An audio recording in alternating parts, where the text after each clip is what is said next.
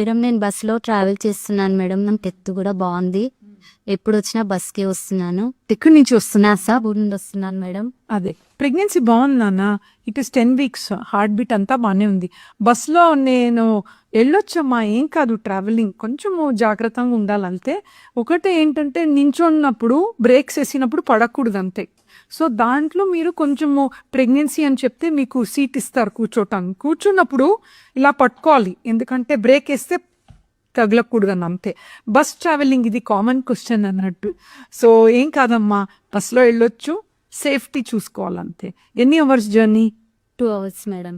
2 hours journey. మా village నుంచి కూడా 2 members కి పాజిటివ్ వచ్చింది మేడం. నేను థర్డ్ మెంబర్. ఓ అవునా, okay, very nice, very happy నాన్న. సో ట్రావెలింగ్ ఇన్ ప్రెగ్నెన్సీ చాలా మంది భయపడతారు. She a live example.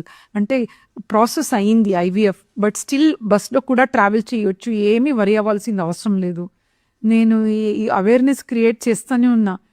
Pregnancy IVF అంటే ఇలా ఒక జాంబియన్ లెక్క నడుస్తున్నారు. జస్ట్ అలా అవసరం లేదు, నార్మల్ పని చేసుకోవచ్చు. బస్లో కూడా ట్రావెల్ చేయొచ్చు. తను మంచిగా వెళ్తుంది. ఎన్నిసారి ట్రావెల్ చేసేవమ్మా బస్లో? వచ్చాను madam 6-7 times. 6-7 times she has come. కొన్ని జాగ్రత్తలు తీసుకోవాలి. Don't worry.